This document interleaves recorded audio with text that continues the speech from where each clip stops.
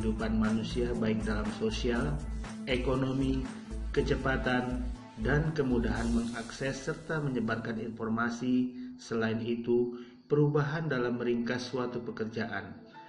Perkembangan ini juga berpengaruh pada digitalisasi pendidikan.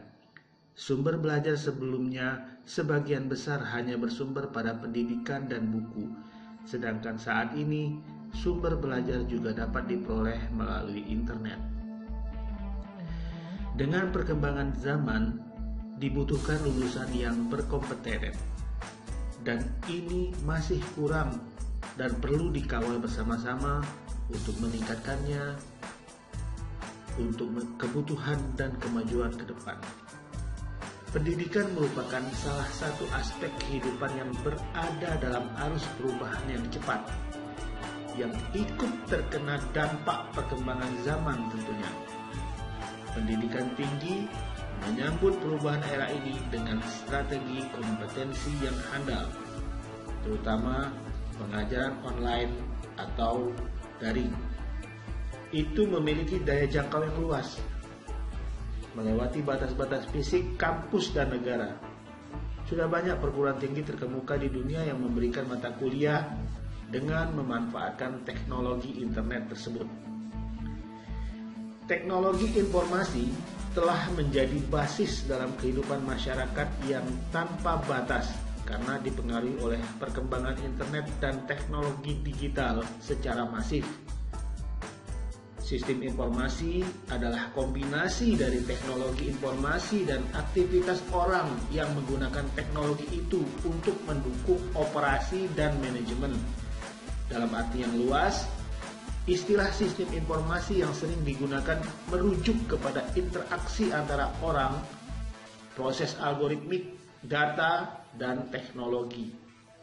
Nah, sistem informasi kesehatan atau SIP adalah suatu sistem pengelolaan data dan informasi kesehatan di semua tingkat pemerintahan secara sistematika dan terintegrasi untuk mendukung manajemen kesehatan dalam rangka peningkatan pelayanan kesehatan kepada masyarakat. Sistem ini terdiri dari gabungan perangkat dan prosedur yang digunakan untuk mengelola siklus informasi. Informasi kesehatan adalah hal yang selalu diperlukan dalam pembuatan program kesehatan, baik dari analisis situasi, penentuan prioritas, pembuatan alternatif solusi, pengembangan program, pelaksanaan dan pemantauan hingga proses evaluasi. Menurut WHO sendiri, SIK itu merupakan salah satu dari 6 building block atau komponen utama dalam sistem kesehatan di suatu negara. Sedangkan di dalam Tatanan Sistem Kesehatan Nasional atau SKM, SIK atau Sistem Informasi Kesehatan ini termasuk ke dalam subsistem keenam mengenai manajemen, informasi, dan regulasi kesehatan. WHO juga menjabarkan manfaat dari investasi sistem informasi kesehatan antara lain membantu pengambilan keputusan untuk mendeteksi dan mengendalikan masalah kesehatan, memantau perkembangan dan meningkatkannya, serta pemberdayaan individu dan komunitas dengan cepat dan mudah dipahami, serta melakukan berbagai perbaikan kualitas pelayanan kesehatan. Nah, ini penting ya, sehingga manfaat dari pengadaan sebuah sistem informasi kesehatan di dalam suatu fasilitas kesehatan itu antara lain adalah yang pertama, memudahkan pasien mendapatkan pelayanan kesehatan. Yang kedua, memudahkan fasilitas kesehatan atau Vaskes dalam mendata setiap pasien yang mendaftar untuk berobat.